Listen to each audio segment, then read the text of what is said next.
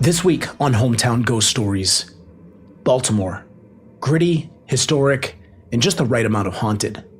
Tonight we'll dive into the history of Fort McHenry, the birthplace of the national anthem, which also has its share of spectral soldiers still standing watch. Edgar Allan Poe, the city's most famous literary ghost, is said to roam near his gravesite, perhaps still brooding over his mysterious death. And if you're looking for a real-life horror story, check into the Lord Baltimore Hotel, where guests have reported eerie encounters with a ghostly little girl and shadow figures lurking in the hallways. Charm City? Sure, but Baltimore's got a dark side, and it's very much alive. This is Hometown Ghost Stories, Baltimore, Maryland. Hometown Ghost Stories contains serious and often distressing events and is not intended for all audiences. Viewer discretion is advised. October 31st, 1849. Al and Ann's Tavern. It was a bleak October evening as the fire roared in its hearth, tiny embers burning out, leaving their ashy ghosts floating around the wooden tavern floor. There was a heavy gloom in the tavern the past month or so. Regulars still came in, but hardly spoke to one another, and new faces hadn't been seen in weeks. Lenny stood behind the bar as usual, polishing a beer glass with a dish rag. It was Halloween, but he didn't expect a big crowd. For one, it was a Wednesday, but also, the mood in the tavern had been solemn. The reason? One of their bar's regulars had passed away earlier in the month. That might seem like a negligible reason for such a dramatic response, but the regular was somewhat of a local celebrity and beloved in the neighborhood. He had his last drink at the tavern earlier in the month and was later found wandering in the back alley before being rushed to a hospital where he died a few days later. The story shocked Lenny and the other employees at the tavern, as well as the other regulars. Some had even reported seeing the ghost of the man around the tavern at night in the days after his death. Lenny wasn't one for ghost stories, but he had to admit, the stories from the people he knew and trusted were somewhat convincing. Lenny counted the people sitting at the bar and grumbled under his breath. 4 patrons. It was the most there had been all month. There were nights where nobody came in, other nights 2 or 3, but never more. The night drew on, and the few patrons that had sat at the bar paid their tabs and headed off, leaving Lenny by himself. Thunder cracked, and the night sky lit up with lightning through the lead panes of the glass. Lenny decided to close up shop and call it a night. He didn't expect anyone else to come in that evening. He walked over to the front door and locked it. As he turned around, he was startled by the sound coming from above his head. It was like something flapping against the tin ceiling. He looked up and saw the black wings just as they disappeared into the shadows across the room. A bird. Looked like a crow or a raven, Lenny thought. He shook it off and headed back to the bar to count the meager amount of money in the register. As he approached the bar, he heard something else. A gentle rapping at the saloon door. "'Tis some visitor," Lenny muttered. "Tapping at my saloon door," he added. He thought about ignoring it until the rapping came again, louder this time. He headed to the door, unlocked it, and swung it open. He opened his mouth to say that the bar was closed for the night, but to his surprise, there was nobody there. Just raindrops dancing in the puddles on the cobblestone street. Lenny closed the door and locked it again. He walked back towards the bar, but stopped as he walked by the mirror. Something wasn't right. He was looking ahead, but out of the corner of his eye, he could see his reflection in the mirror to his left, looking back at him. An icy chill crept up his spine as he willed himself to face his leering reflection. He turned and locked eyes with the face in the mirror. It was his reflection. He slowly lifted his hand to assure himself as to what he was seeing. Indeed, his reflection. But it wasn't his face. It was the face of the man who died earlier that month, the local celebrity. He was staring into the cold, dead eyes of Edgar. I'm Jesse Wilkins, and this is Hometown Ghost Stories, Baltimore, Maryland.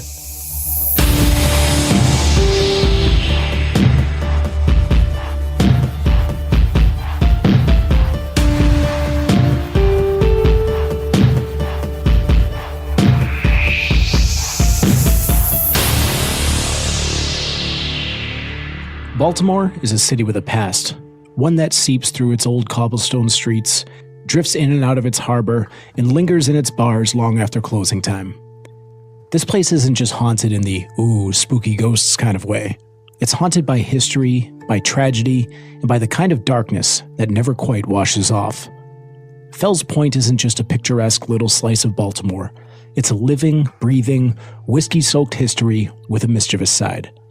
The cobblestone streets and red brick buildings whisper stories of traders, pirates, and seafarers who once docked there, looking for a stiff drink, a warm bed, and maybe a little bit of trouble. Back in the late 18th century, this waterfront neighborhood was the beating heart of Baltimore, a place where fortunes were made, deals were sealed with a firm handshake or a well-placed knife, and ships set sail into the unknown.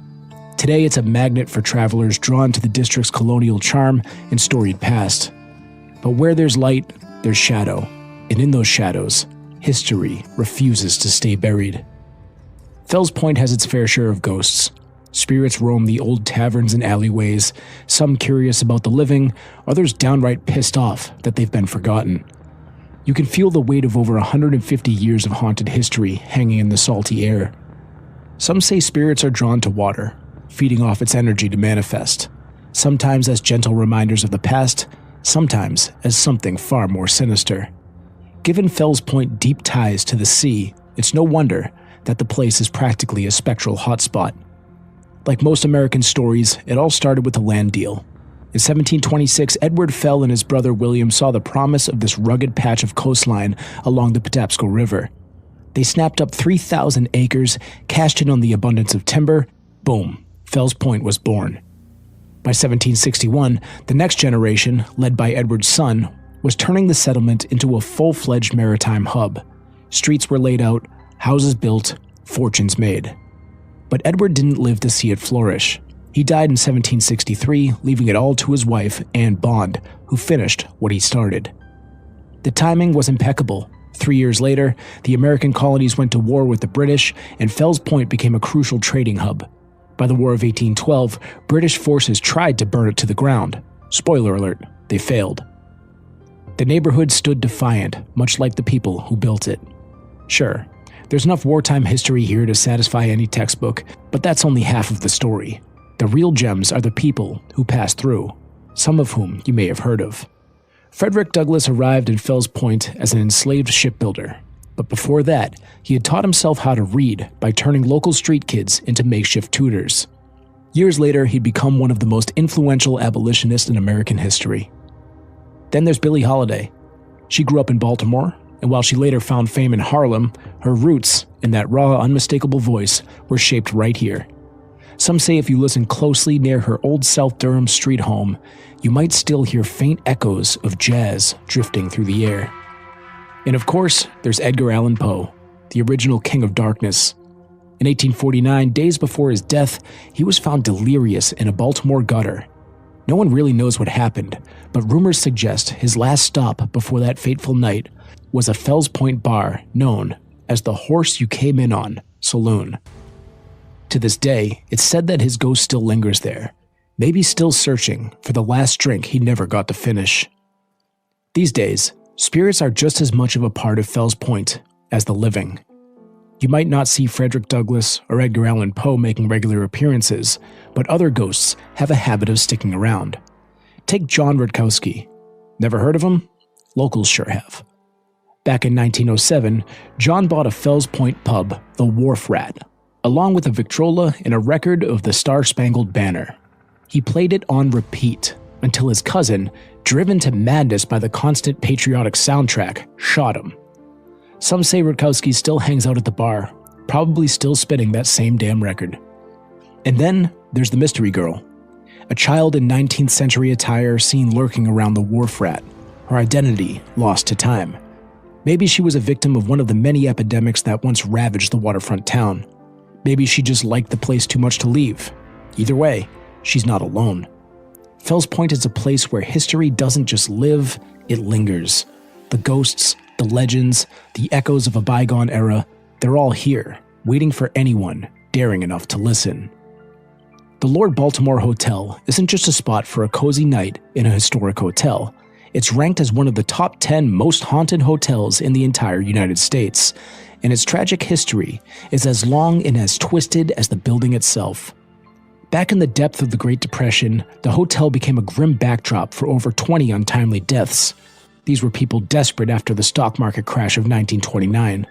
The stories of those who jumped from the rooftop are still fresh in the hotel's haunted atmosphere.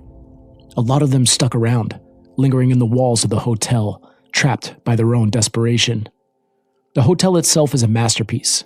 Opened in 1929, designed by architect William Lee Stoddart, it was the tallest building in Maryland when it first went up.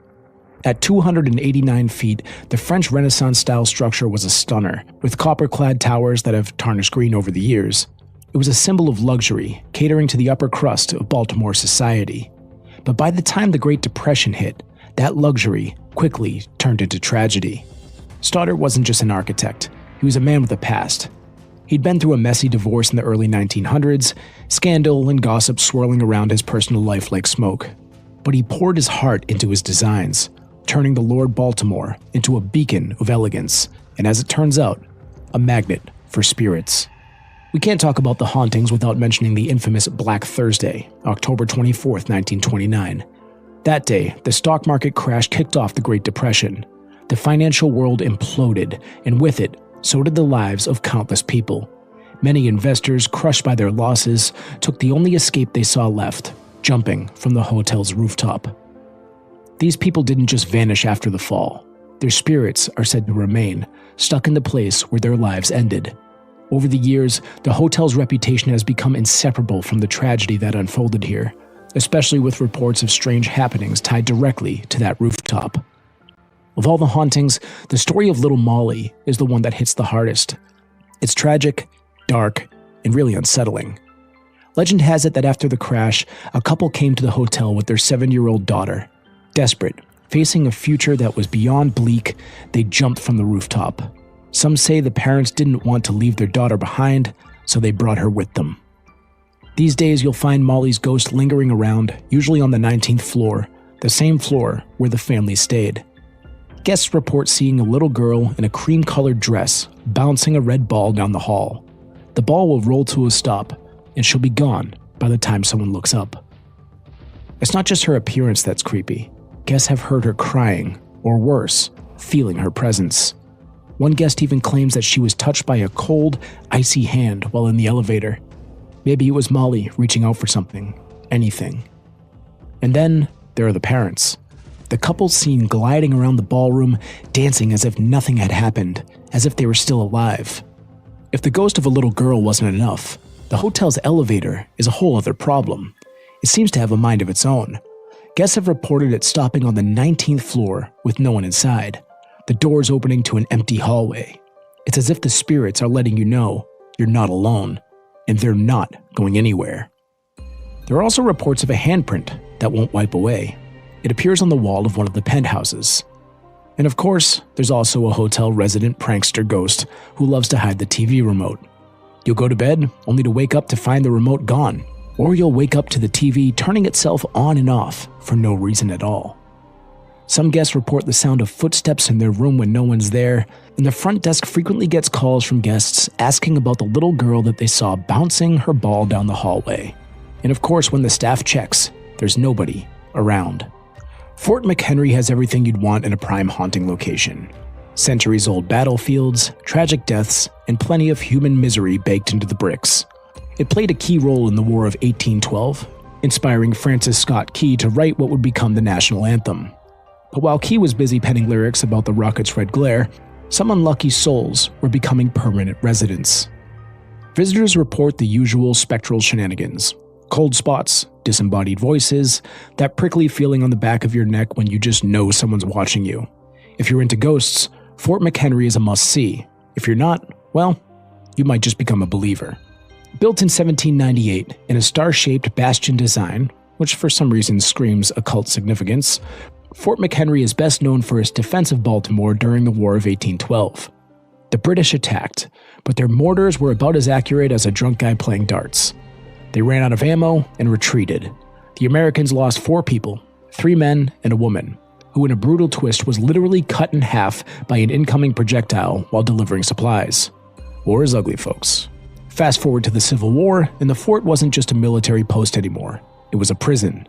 Union forces packed Confederate POWs into its walls, along with Southern sympathizers, including Baltimore's own mayor. Francis Scott Key's grandson was even locked up here. By 1862, nearly 7,000 prisoners had shuffled through, enduring conditions that, while bad, were slightly better than your average Civil War prison. A few unlucky souls met their end by firing squad or hanging, ensuring Fort McHenry's death toll continued to climb. Then came 1918 and the Spanish flu epidemic. The fort, by then a hospital, saw soldiers coming in with battle wounds only to be taken down by a microscopic enemy that they never saw coming. More ghosts. More reasons that this place has an eerie, unsettling air about it. Let's talk more about ghosts. Fort McHenry has them, and they don't seem particularly shy. Visitors frequently report seeing spectral soldiers, shadowy figures, and misty apparitions drifting through the halls. Disembodied voices whisper in the darkness, footsteps echo where no one's walking, and the temperature drops like a stone in certain haunted hotspots. Some believe the fort's star-shaped design holds supernatural significance, acting as a beacon or maybe a trap for spirits. Whatever the case, the dead aren't done with this place. Lieutenant Levi Claggett had a particularly bad day during the War of 1812. A British mortar shell landed directly in his gun emplacement, sending shrapnel flying and crushing him under the collapsing cannon. To add insult to fatal injury, his comrades later dug up the mortar fragments and kept them as souvenirs. His ghost, dressed in period uniform, is often seen wandering the bastion where he died. Many visitors have mistaken him for a reenactor until they realize there aren't any scheduled for that day. Private John Drew made the unfortunate mistake of falling asleep on guard duty. The punishment? A stint in the fort's prison cells. Humiliated, he took a guard's unattended weapon and ended his own life. Since then, reports of a ghostly figure pacing the area where he was caught sleeping have persisted. Some say he still haunts his cell, forever reliving his final mistake. Some ghosts lurk, some watch, and some get aggressive. The Lady in White, believed to be the wife of a non-commissioned officer who lost her children during the 1920s epidemic, falls into the latter category. She doesn't just make her presence known, she shoves people downstairs and knocks the occasional visitor unconscious. If you feel an icy hand on the back of your neck near the fort staircases, maybe grab a hold of the railing. With over 200 years of blood, death, and tragedy, Fort McHenry isn't just a historical landmark, it's a haunted fortress with a serious ghost problem. The National Park Service might prefer to keep their narrative focused on the history, but the spirits, they don't seem to care about the official story. If you spend enough time in Baltimore, you start to realize that ghosts aren't just stories. They're woven into the city itself. They're in the bars, the old hotels, the cemeteries, and the dark corners of history that no one wants to talk about. Whether you believe in ghosts or not, one thing is certain: Baltimore never forgets. I'm Jesse Wilkins, and this is Hometown Ghost Stories.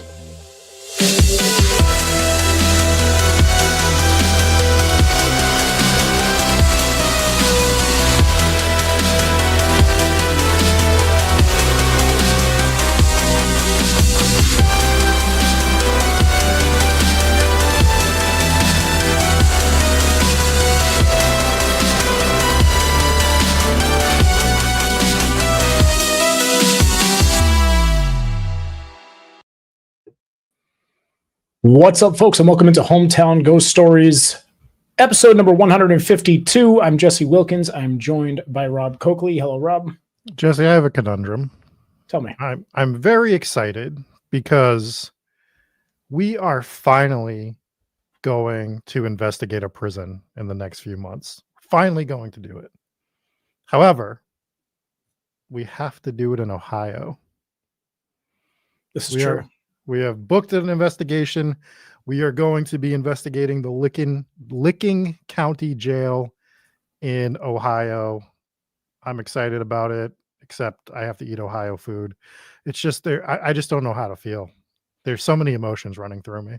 Well, we'll finally get to the bottom of whether or not the pizza sucks. Oh, we don't. We know it sucks. Speaking of we know it sucks, we're also joined by Dave. Hey. Sorry, the setup wasn't great for you there. It was either that or the bottom of the barrel there. Yeah, either one would have worked. Yep.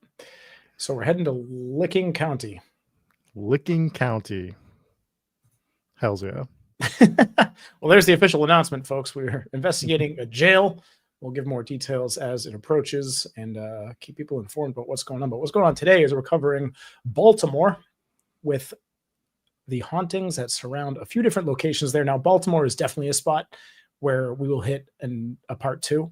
I only hit about 3 or I think 4 of the many haunted locations in Baltimore. So some meat left on the bone for the next one, but was excited to talk a little bit about Edgar Allan Poe. And for those of you who are worried that we're not going to go deeper into the conversation about Poe, we will. I have a whole other little segment that will air in a little bit about the life and hauntings of Edgar Allan Poe. Now there's some there.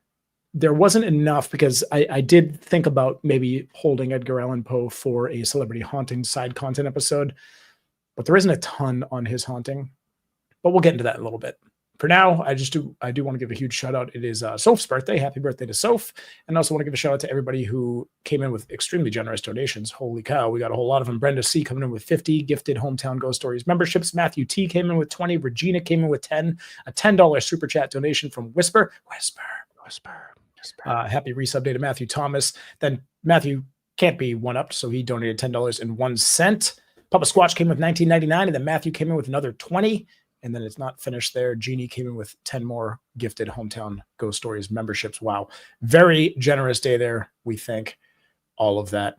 Lockwood and Company loves living in Ohio. Nothing wrong with that. And yeah. So we're talking about Baltimore, a few different haunted locations here. I'm excited to hop into it. Yeah, I am excited to hop into it as well. Before we do, let's remind everybody that every month we give an exclusive episode over on Patreon to our $10 and $20 members. For this month, I curated a list of some very spooky and maybe some not so spooky commercials that you can go watch Jesse, myself, and Dave live react to. That episode was a ton of fun to do. And if you do watch it, please let us know what your favorite is, because we all had favorites from that one that were different. So that was a ton of fun over there. So make sure you join Patreon over there. You can get the side content as well, early access and ad free. And join us on Discord. Come hang out in the Discord with us. If you do have Patreon, you can unlock exclusive channels as well. Absolutely. And I want to give a big shout out to our RIP of the week. It is the birthday girl herself, the one and only Soph, long-time Patreon member, friend of the show, has been to all the live events. And we like Soph. Soph's great. So also, a happy belated birthday to our wonderful mother, whose birthday was last week. But not on an episode day. Some say the show wouldn't be possible without her. It's true. Well, if it's not on an episode day, your birthday doesn't count, is what I've decided. So I'm sure my mother would be happy about that, as she remains whatever age she was before her birthday. Yes. She will continue to have all her birthdays on non-episode days and continue to not age. There you go. Wonderful stuff. Wonderful stuff. So hopping into some of these haunted locations, we started the episode off talking about Fells Point, which is a very haunted place, and it's full of a lot of them. You got plenty of stuff in Fells Point and some dark history there. I love this. If I've been through Baltimore, I haven't stopped off and visited different locations. I didn't enjoy my time on the highway in Baltimore, but you can't judge a city off of the traffic that you sat in at 6 a.m. trying to get down to Virginia, right? Yeah, I mean, we'll put that saying on a shirt. That's the whole saying. By the traffic that you sat on while heading to Virginia. I've been to Baltimore once. It was like a stop off where we went and got seafood because you're supposed to I think they're supposed to have really good crab or whatever in Baltimore, but this is 26 years ago at this point. So I don't fully remember. I don't remember it being anything special. Also, Charm City. We're going with Charm City. Do you know where the basis of Charm City comes from? It was just an advertising campaign. They have nothing to do with charm. They were just like, we'll call ourselves Charm City. You can't give yourself your own nickname. You're not allowed to give yourself your own nickname. But if it has to do with the city, you can do it. But doesn't every city come up with their own nickname? Well, some of them make sense. Like if you're Pittsburgh and you're the Steel City, It's because that's what you do, right? Like, so kudos to them. Beantown, all of Boston is covered in beans. The entire city is covered in beans. everywhere. If you knew this, Yeah, I don't know if you guys know this. Chicago should be Beantown. The Windy City, it's very windy there. Like, okay, it makes sense. Charm City, come on. I don't know. Could be charming. Many people might have been charmed there. But it's not. It's just not. It's Baltimore. All right. Anyway, so this area, I think if I were to visit Baltimore and go sightseeing, I think Fells Point looks like a spot that I would enjoy. It's got a lot of those old bars and taverns and the cobblestone streets right on the water. It kind of looks like the spot to be in. Now, I don't know. I don't want to recommend Fells Point and then someone goes there and gets stabbed or something and then they blame us for that. But it looks like a pretty cool spot to be. You get a lot of historical stuff over there. And it just looks like a fun little spot. I don't know. Some of the bars and stuff look pretty cool. Sure, you're fine. The place is called Charm City. I'm sure that you're not at risk anywhere in Baltimore. I'm sure it's perfectly safe. Yeah, the whole city. I don't think they've ever had a murder in Baltimore. Yeah, from what I've heard. It's the Charm City. Micah says the inner harbor is safe. So yes, blame Micah, not us, if something happens there. But not if you can't swim. That's a good point. That's a good point. Thanks, Dave. Who can't swim? Probably you. Oh, I'm great at swimming. That's good. I almost went to the Olympics. I doubt it. You don't know. I don't know. Your short arms. You can't swim. I can swim. Those little stubby arms. Is this the place that has the wharf rat? Is Fells Point where the wharf rat bar is that you were talking about in the open? It might. I think so. I know it has the Horse You Came In On saloon, which is one that, as we talked about, this is where Edgar Allan Poe's ghost has been seen drinking. And we'll get more into that in a little bit, but it's just called The Horse by locals. Well, yeah. I mean, that's fair. The Horse You Came In On is a great name. The Wharf Rat is not a great name for a bar. I don't want to go drink at the Wharf Rat. Yeah. Yeah. Not great. But yeah, this is one of the main stops on a lot of ghost tours. If you go on a ghost tour down in Baltimore, every time I visit a new city, I try to do a ghost tour in those cities. And so that would be one of those. But Fells Point has plenty of haunted locations, and we covered plenty of those. But the ghost sightings here are pretty cool. And it's got a ton of history. You got Frederick Douglass. That's where he arrived, right in Fells Point. He arrived as a slave. He was doing shipbuilding, but he could read, which was pretty cool. So he had kind of recruited some of the local kids to teach him how to read. And then, years later became one of the most influential abolitionists in American history. So that's pretty good. And then Billie Holiday grew up here. We talked about that briefly. And there's a little bit of hauntings here. So they say that her house near Old South Durham Street, they say if you walk by it, you might hear the faint sounds of jazz drifting through the air. Now, that could be somebody off in the distance listening to jazz, but it also could be a haunting inside the house, right? Most likely ghosts. Yeah. But we'll go with ghosts. Nobody owns a jazz record in 2025, I don't think. Not a lot of jazz listening going on these days, but can't rule it out. But there's plenty of stuff going on there. And then you also have the ghost of John Rakowski. This one was kind of a funny story. This one was affiliated with the Wharf Rat, as you were mentioning there. Yeah, but that name John Rakowski sounds like an SNL skit. It sounds like the one where they're at the bar. I don't know if you guys remember the skit. It was like from the 80s or whatever. And they just kept shouting this guy's name over and over again that died. It's like, John Rakowski. Oh, yeah. They were cheersing to him. Yeah. Yeah. He just kept cheersing to him. It just sounds like that name. I don't even remember the actual name, but that's exactly what it is. Bill Brasky. John Rakowski. Yeah. So the story behind that was kind of wild. So he bought the bar and he also bought the Victrola, like a record player. And then he also bought a record of the Star Spangled Banner. And he just kept playing the record over and over and over again to a point where it drove his cousin crazy. and his cousin shot him over it and killed him. It's just absolutely brutal, but it said that his ghost still hangs around the bar, so you might still see Rutkowski. I don't know if you're hearing the Star Spangled Banner playing, kind of like the jazz haunting from the other location there, but his ghost has been seen. And then there's a mystery girl who's a child. Real quick, I would argue that that's self-defense, because if anyone's playing any song over and over and over again, like, dude, get a couple records there. Yeah, but especially one that's like 45 seconds long. Well, like that one, it's like 45 seconds to a minute and a half.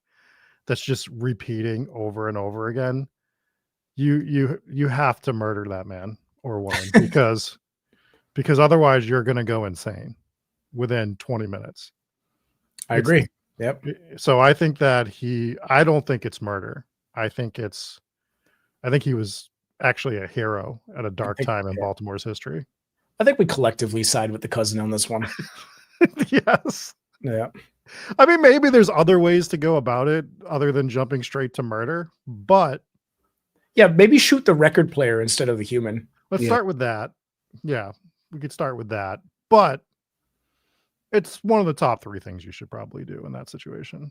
Yeah, so the wharf rat looks like it's pretty haunted. There's also a mystery girl. So this is supposed to be a child in 19th century attire, and she's been seen lurking around the wharf rat. So a couple different ghost sightings there. They don't really know who she could be. They assume that maybe she was a victim of one of the many epidemics that had ravaged the town. Sounds like a lot of people were dropping from tuberculosis, so could have been that. But there's plenty of ghosts that haunt the wharf rat. Let's see if the wharf rat is still open. Let's do a little bit of research here. The wharf rat. I do believe. Oh, there was also a film in 1995 called The Wharf Rat. So you have that. Wharf Rat in Fells Point. 4.5 out of 5 stars on TripAdvisor. 4.1 out of 5 stars on Yelp, because Yelp is full of losers. Mm-hmm.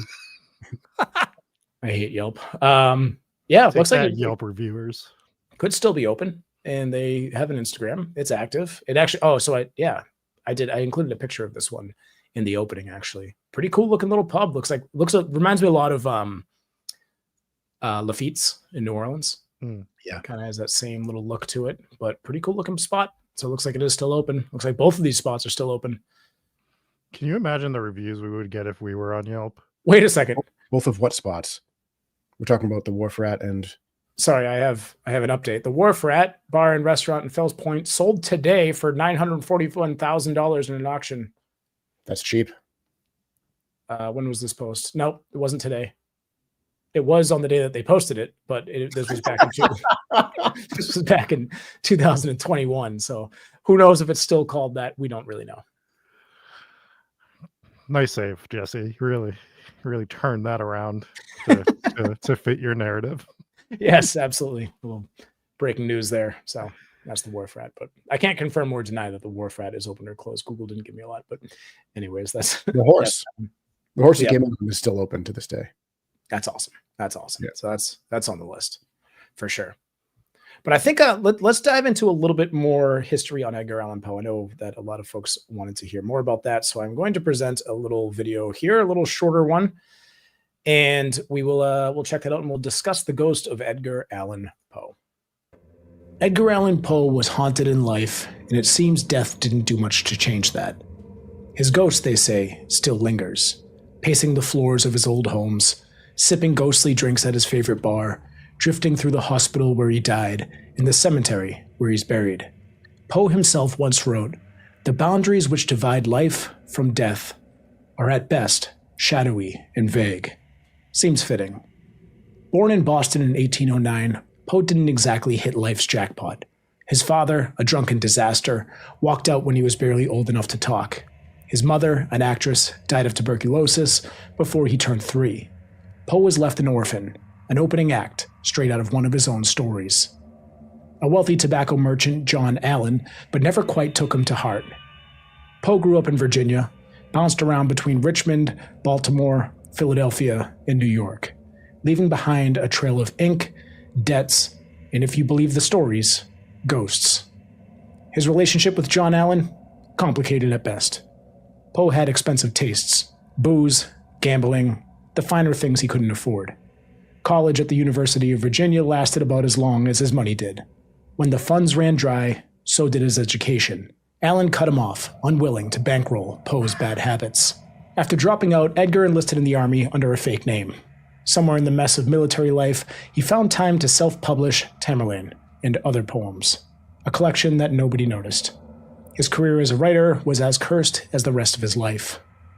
When his foster mother died, Poe patched up things with Allan just long enough to get into West Point. But military discipline wasn't exactly his style, and he got himself expelled on purpose. That was the final straw. Allan disowned him completely. When the old man died, he left Poe nothing, not a cent. Poe spent the rest of his life broke, chasing editors for money, getting paid a pittance for work that would eventually make him famous. Poe fell in love with Virginia Clem, his 13-year-old cousin. So while that sounds wildly unsettling now, as it should be, it wasn't unheard of then. They married in 1835 when Poe was 26 years old. Some accounts say they had a brother-sister kind of love, others say it was deeper and more passionate. Either way, Virginia was his muse, the light in his otherwise dim world. Then came the inevitable, more tuberculosis. The disease took its time, killing her slowly over the course of 11 years. Poe was never the same. His drinking got worse, his writing got darker. The man who had always danced with death now found himself completely consumed by it. In 1849, Poe got engaged to an old flame and even sobered up for a time. It looked like he might finally escape the ghosts of his past. He didn't. Days before his wedding, he vanished. When he turned up again, he was delirious, dressed in someone else's clothes, rambling incoherently in a Baltimore gutter. Taken to a hospital, he spent 4 days slipping in and out of madness before dying under mysterious circumstances. No one knows exactly what killed Poe. Alcohol, rabies, foul play? Theories abound, but one thing is certain: his ghost never stopped moving. Poe's restless spirit is said to wander through the places he once lived and drank himself into oblivion. His old house in Baltimore, now a museum, is supposed to be haunted by his grandmother, Elizabeth Poe. Strange noises, unseen hands tapping on shoulders, disembodied voices muttering in dark corners. Some say they've even seen Poe himself at the Horse You Came In On saloon, still looking for one last drink. His final home, a tiny Bronx cottage, still holds his ghostly imprint. It's where Virginia died, where he wrote his last works, where his cat, Katerina, would sit on his shoulder while he wrote. Visitors claim to feel a heavy sadness inside the home, as if Poe's grief never left. Richmond, Virginia. The Poe Museum is filled with his belongings, and maybe his presence. People report seeing a dark shadow flitting through the exhibits, while ghostly blonde children, possibly from the house's original owners, appear in photographs tourists never insisted to take. Poe's life was a gothic horror story written in real time. He lived in poverty, loved deeply, lost painfully, and died mysteriously. His words endured, his legend grows, and if the stories are to be believed, his ghost still roams. But maybe that's just the way he would have wanted it, forever caught in that shadowy and vague space between life and death.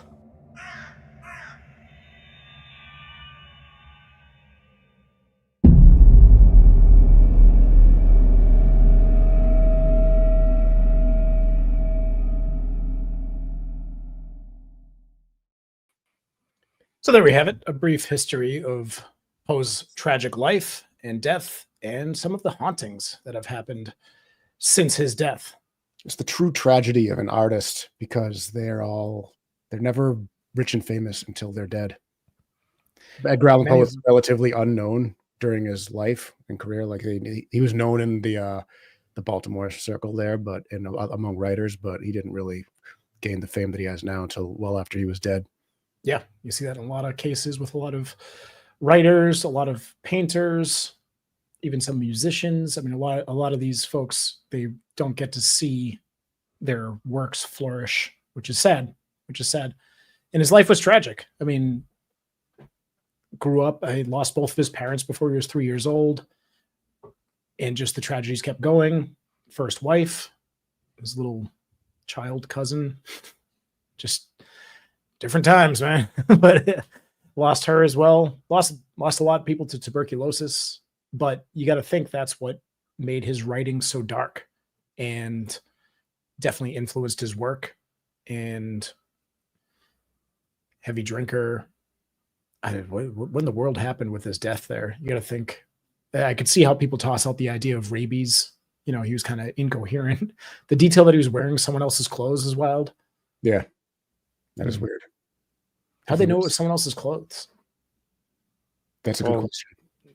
I mean, not to be funny, but if I remember correctly, I think people actually wrote their names inside their clothing a lot during that time.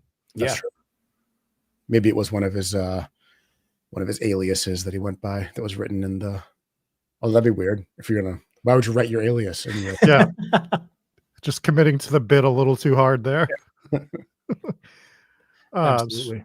Speaking of tragedy, I think it's a tragedy that not more cats in this country are named Katarina. Great cat name. That's such a great cat name. Why are we not naming more cats Katarina? It's a good call. And just wrote a lot of his works with the cat sitting on his shoulders. Yeah. That's the way you have to do it. Like it's right there, and we're just blowing it as a society by not doing that. Mm-hmm. Yeah. Yes. So a few different spots that he haunts there: the museum, his old house, which it seems like it's actually more so haunted by his grandmother. But a lot of these hauntings, when you hear like tappings and shadow figures being seen, I mean, that could be Poe's ghost. And a lot of people argue about where his ghost is. Could be in all these places at the same time. Could go back and forth between different places that he was in life, whether it's the horse you came in on saloon, his house, the other places that he lived. He could be haunting the museum, the one in, I think it was Virginia. Now, he never lived at that location, but he could be attached to the items that are there now. So could be any of those places. What bar are we going to haunt when we're long gone? There's so many options. It'll be the Beazle Bar. The Beazle Bar. That's right. We got to open it first, though. Once we open it, that'll be the one. I just don't let it be Providence. Don't let me be haunting Providence. Don't make me spend any more time in that city. Oh God, it's too bad. So we also covered the Lord Baltimore Hotel, which shockingly is ranked one of the top 10 most haunted hotels in the country.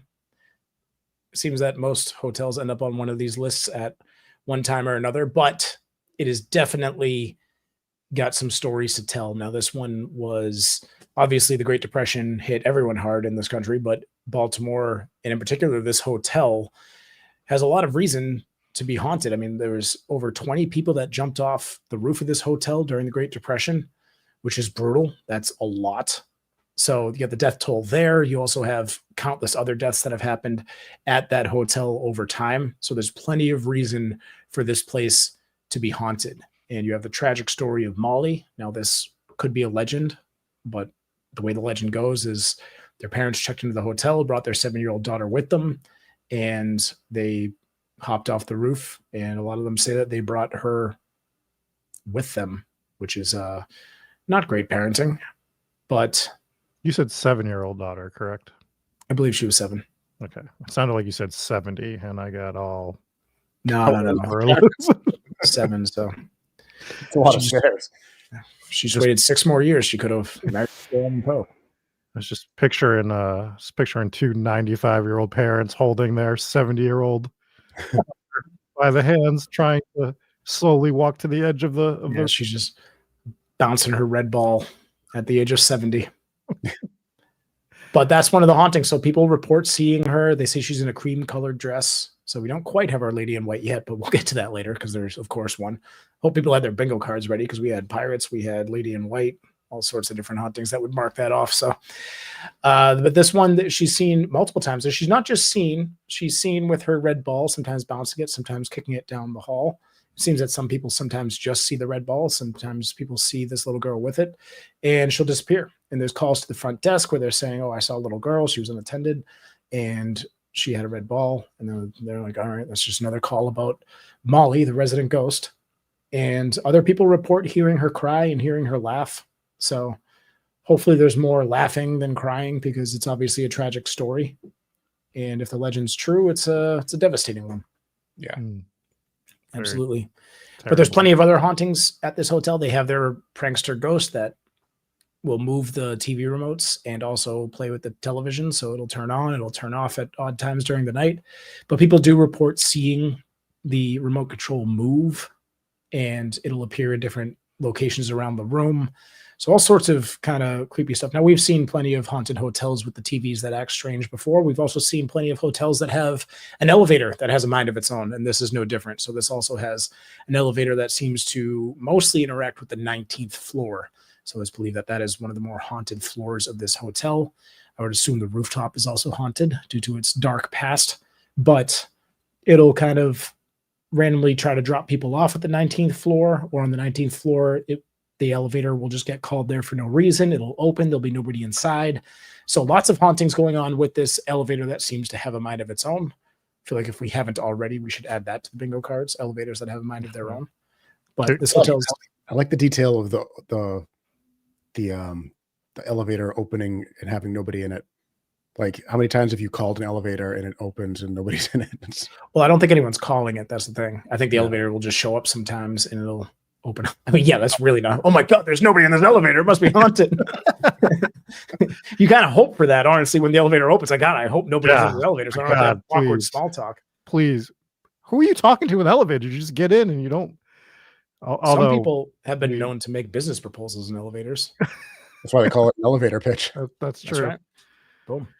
We've also had ridiculous conversations on elevators with people in them just to make them very uneasy. Just to entertain ourselves. Yeah, just to see the reaction. I'll never forget the one. I think it was me.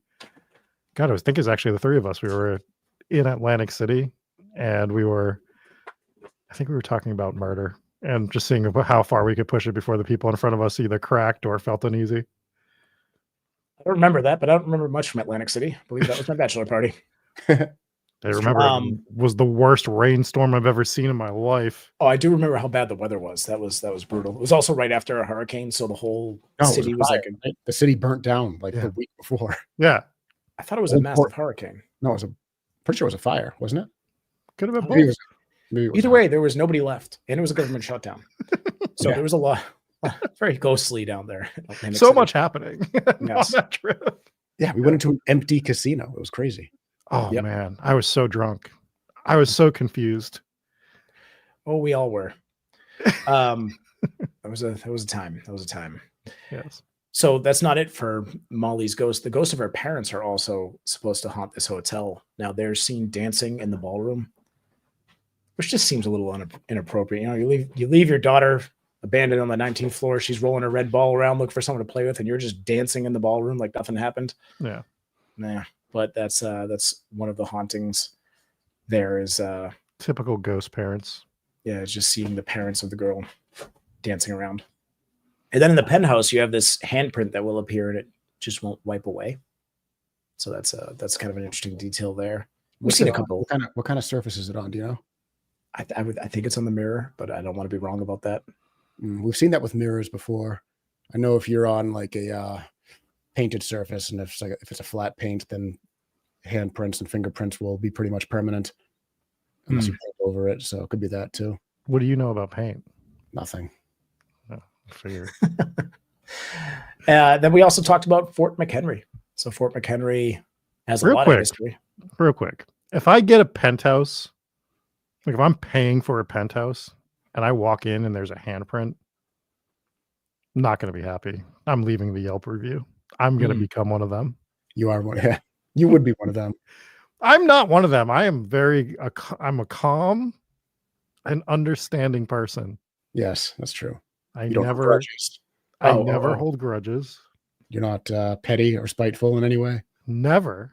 That's never been my MO. Not once.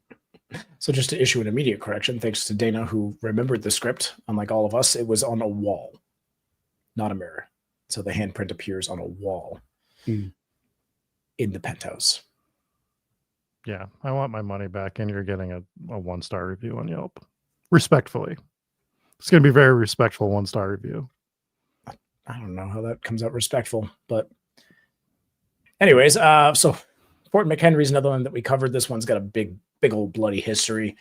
tons of reasons for this place to be haunted. You not only had executions here, you not only had it being used as a prison for a certain period of time, but you also had battles that were fought here. The War of 1812. This actually inspired Francis Scott Key to write the Star Spangled Banner. And while he was patriotic and wrote that great thing, that didn't stop his grandson from being imprisoned here. So his grandson eventually ended up in jail.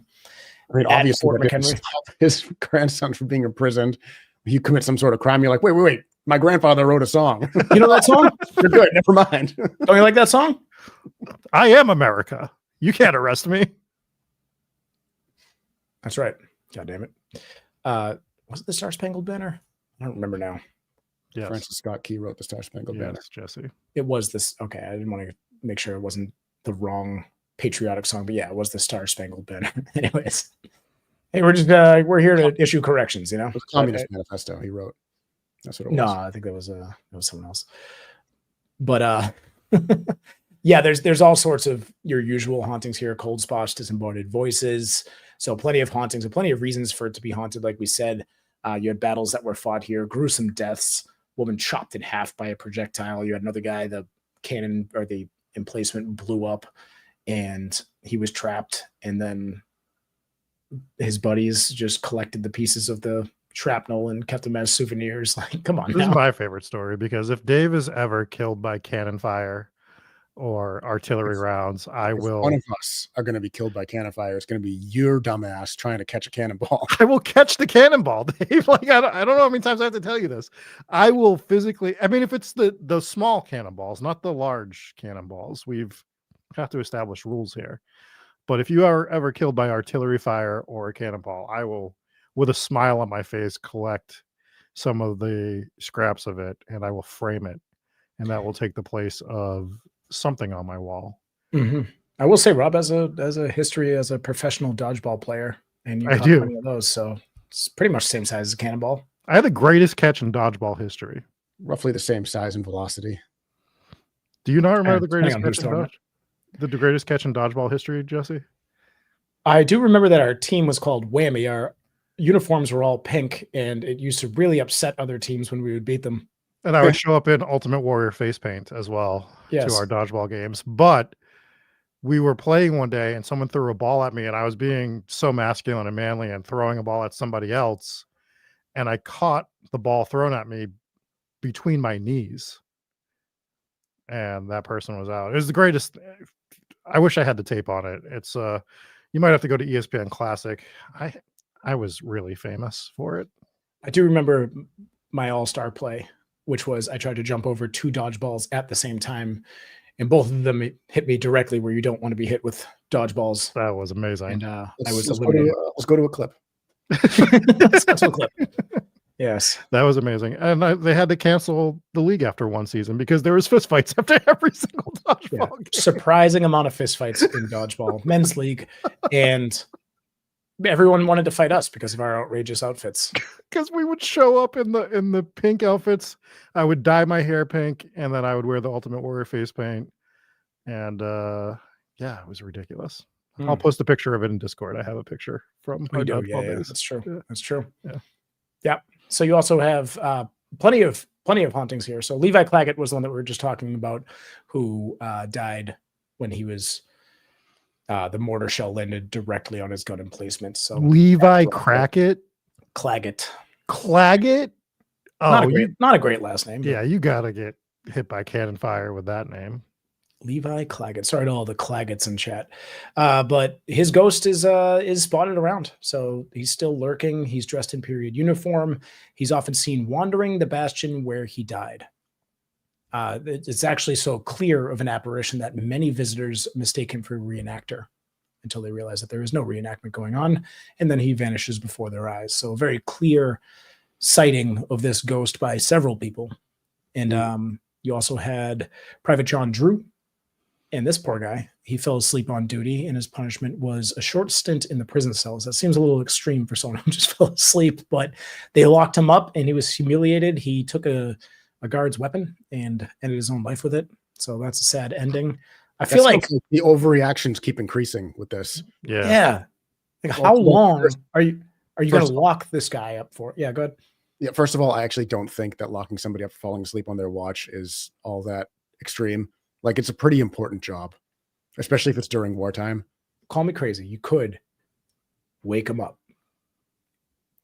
It's just you got to set the precedent that like you're on watch. You can't sleep. It's the only rule. I'm sure You there's can't more. sleep. I mean, it's probably Not the rules. only rule. You can't, It's not the only rule. you can't switch I sides. think there's so many more rules. There's so many more rules. As someone that's had to do night watch, it sucks a lot. It's the worst, some would say. Mhm. And there is more than just that one rule. I'm sure there is, but it's like the rule. You don't go to sleep when you're on watch. Not on my watch. That's Yeah, right. sorry. The watch can break. Actually, you could go to sleep on my watch. I can't go to sleep on my watch. Very good. Anyways, so he ended up taking his own life. And then since then, there are reports of a ghostly figure pacing the area where he was caught sleeping. And then some say he also haunts his cell, forever reliving his final mistake. So that is a couple of the hauntings there. And then you also have the Lady in White. And this one, I did not expect this out of the Lady in White, but she's like the most aggressive spirit here. You have a bunch of ghosts of soldiers who were killed brutally, executed, plenty of them that died in jail. And it's the Lady in White who was believed to be the wife of a non-commissioned officer. So she apparently, they believe that she lost her children during the 1920s epidemic, which I guess maybe makes her so angry. But yeah, she shoves people downstairs and occasionally knocks out visitors. She's just Mike Tysoning people in this fort. This is amazing. It's Dave, insane. go investigate. So they even warn you. They say, like, if you feel an icy hand on the back of your neck and you happen to be on the stairs, you want to grab onto the railing because she'll just shove you down the stairs, dude. This is an angry woman in white, maybe the most angry woman in white that we've had on the show. And I think we've had a couple. La Llorona might give her a run for her money. Maybe. Maybe. Yeah, she's killing kids and stuff. But this one, yeah, she's an aggressive ghost, just clean cocking people, knocking them out. That's just wild. Mm. Yeah. So Got to do it sometimes, though. yeah. Got to make sure you still can every once in a while. After 200 years, he's gonna try it out. Still got it. Still knock somebody out after 200 years. Yeah. Yeah. Got to So make there's sure. Plenty of hauntings in Baltimore. I'm glad we're able to hop into the history of Edgar Allan Poe. Behind Dave and Rob are artwork dedicated to Poe, so we had to cover him eventually on this show. Some of my favorite works are done by that man. So very mysterious life and death, mysterious hauntings. Where is he haunting? He could be haunting all of the locations mentioned. Mm. I would Also wager that. Virginia, also South Carolina. Hmm. We covered Perhaps even Boston. briefly covered Edgar Allan Poe in our Charleston episode. Pretty cool story there. Go back and check that out. Absolutely. So Whiskey Dave is definitely going to be trying to knock people out when he's a ghost. just completely missing. Yeah. I think Only a ghost has been trying to punch me for a few minutes. Even this breeze brushed by my face. Whiskey Dave is just tracking down every Dan Santos he can find. Dave saved America. Some inside baseball there. It is. It is. We could tell people. So do we tell people? We could tell people. Dave had one professional fight and he won, first of all. His opponent trained at the same gym as one of the Boston Marathon bombers. That's true. That's actually where the fight was at that gym. Mm-hmm. Yeah. Yeah. So Dave saved America, basically.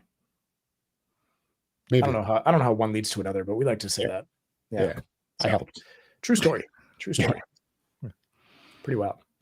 Pretty wild. Anyways, I think that's pretty much it for the hauntings of part 1 of Baltimore. Like I said, there will be a part 2 because there are so much more. It was just, I wrote this episode and then I, looking at the script, I'm like, this might be a 45-minute episode. And I haven't even talked about Poe yet. So it was a long one, but this one, Baltimore has so much more. So we'll definitely be revisiting Baltimore at some point for a part 2. It won't be next week, but eventually we'll revisit. It'll just be about the Baltimore Ravens not being able to get into the Super Bowl in the modern era. They're definitely not going to get into the Super Bowl. Oh, Yes. I thought you said Baltimore Orioles. No, I said the Okay. Baltimore Ravens. Neither of those teams. No, the Ravens are good enough. Orioles might have a better chance. I don't know what they need to change, but it's not Lamar Jackson's fault. He is sick of it. Did you see some of the post? Yeah, well, Lamar's awesome. Yeah, It's- that ending was completely Mark Andrews' fault, but that would have been just for overtime. You never know what would have happened in overtime. Either way, Guys, focus. yeah. Oh, we can't start going on football. Damn it! I really thought I had Rob there because I really thought he was talking about the Baltimore Orioles. That would have been an epic blunder. Nobody talks about the Baltimore Orioles. Nobody's talking about Baltimore. In general, no one does. The Yelp reviews on the Baltimore Orioles are non-existent. or all negative. Who knows? Yes. Who knows? Anyways, let's wrap this up. So that was pretty much it. Like I said, for Baltimore Part 1. Do we want to hop into any reviews or do we want to just jump right into Patreon? I meant to get some from Spotify and I forgot to, so let's just jump into Patreon. Sorry, we'll do reviews next time. Once again, a huge shout out to everyone who donated. What a busy and wonderful stream this has been. Brenda C with 50, Matthew T, Regina, Whisper, Matthew T 2 more times, Papa Squatch. Actually, Matthew T 3 more times. That's a lot of donations there, Matthew. It's good to have you, Papa Squatch and Jeannie. So thank you all so much for the donations. Once again, happy birthday to Soph and our mother. And Go anybody leave else. us a Yelp review and I'll read those next week. Please don't. I don't think we're on Yelp. I did find us on IMDb earlier. So We're on IMDb? Hometown Ghost Story is credited for IMDb, and it has Hell yeah. your name is clickable, Rob, and it brings you to a whole bunch of shit that you didn't do. So apparently there's someone else in the industry named Rob Coakley. He's the Rob Coakley from Ireland. Oh, might is it my be. mortal enemy? Have we talked about him on the show? That's Yeah. somebody I'm going to fight. Yeah. Anyway, Track him down. Photographer Rob Coakley. bastard. All right, so let's hop into our VIPs. Rob Coakley from Ireland might be a great dude. Might be awesome. Doesn't matter. We have to fight to the death. There can only be one. And then we're gonna have an Irish host to Hometown Ghost Stories after Rob loses that fight when Irish Rob Coakley breaks out a cannon and Rob tries to catch the cannonball. Who knows? All right, starting with our VIPs, let's thank Ryan F, Justin W, J Gooch 725, Jennifer A, Jeremy M, Casey W, Brandina 77, Kathy F, Kitten Clown Dozer, Ghost Nurse, JP, Another Vice, Dave has a new kangaroo onesie with a bottom flap, West Virginia coal miner, Tess, Edgar Allan Poe, whipping shitties in the snow. Wow. Very nice. Very nice. What a Back to callback. Whipping shitties reference. We like that. Kate and Steve M, Sharon V, Glitter Tease Cammy from Washington, Kelly C, Jennifer P, Nick. I too will knock people out when I'm a ghost. That's quick. Donnie N, Inspires Gaming, Allison V, Robert H, Anna C, Jeannie, Mom and Pops W, Father Squatch the Elder, Lisa J, and more disappointing than Plymouth Rock. Very good. Let's now thank the Warrens Wards. And we'll start that off with Angelic Insanity's Murder Cow Oubliette. Dave's soul shall find itself alone. That was very poetic. Degenerate Gubu. Degenerate gambler, voodoo ghost who shouldn't have hit on 19. Jamie E, Nick M, T-Cat, Whisper.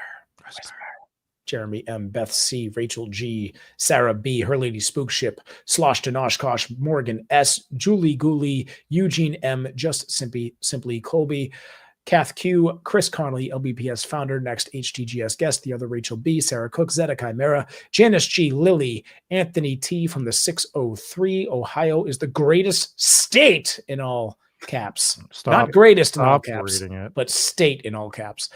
This little devil went down to Georgia. I became insane with long intervals of horrible sanity, and Seth on guitar. Thank you so much for being part of the Warrens Wards. And now let's hop into the Ghost Pirate Mafia. We have G.O.B., Cora H., Grim B., D, the Lobster Dancing, Banana Land Dinosaur Monster, Susan C., Just Ghoulie, Witchy Kitty 416, Karen L., Michael M., Amber R., or Amber Raven. We'll read that last name because it's relevant. It is. Brent C., Mrs. Nardozzi, Shane O'Mac, Joe, Trevor S., Christina S., Kate C., Kelly C., Bloop, Bloop. Crazy Legs, Cowboys, the worst franchise ever. Mother McTibbles tucking her herd of ghost children into Rob's bed. Sweet dreams, Rob. Miss Macabre, Michelle, Noroku, Cold Warrior. There's a baby Youngstown pizza on the way. D from H-Town, Meta A. Monster Mom 04, Wicked Alley, Dark Snark, Cheese. It's just we're not done. Oh, sorry. I know you're having fun over there. I just wanted to say cheese. All right, that's fine. Cheese is just a loaf of milk. I like that name. Arcade Hunters, Wayne C. If vegetarians get in an argument, is it a beef? Can't be. It's the question we've all been asking. Crystal Quinn, aka Not a Rob fan. Thick Boy Freddy's baby mama was definitely yeeted. Alicia E. Thick Boy Freddy commanding the queen herself to, hey Siri, pour cold soup on Rob's toes and make him squish them in a puddle. Don't like When that. Edgar will only help for something in return, it's quid pro quo. Nice. Oh. Very good. Sam from Nepal, Joe Poe, Fangirl R, Al Capone, Huggy Bear, Bert and Ernie, Burnt Bertha's Birch's Burgers, Solar Flare, Mariah M, Kiralee J, Rachel B, Cody G, Hoopily Whoopily, Bridge Witch. Oh no, it's not Bridge Witch, it's Birthday Witch. Birthday Yeah, Witch. that's Sofa Do right there. And Edgar Allan Poe. Hey, Oh, calm down. relax. Love it. I like it.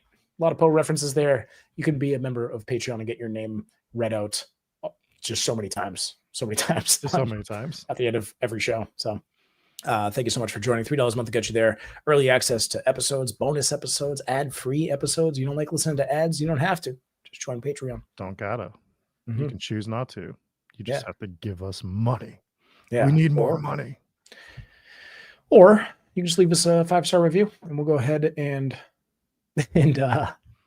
go ahead and read your review out on the stream. Well, look, we got a Yelp review. Hey, 3 thumbs down. That's tough. That's tough. Can't leave us 3 thumbs down when your avatar is a bowl of dog food. Is that what I'm looking at there? Yeah, you don't have 3 hands either. Could be a button. Lies. Could be a coin. That might be a coin. Anyways, we're going to end the show. Anything else, gentlemen? That's No. it for me. All right, cool. We'll talk to you guys next time for another episode of Hometown Ghost Stories. Thank you so much. Love you. Peace.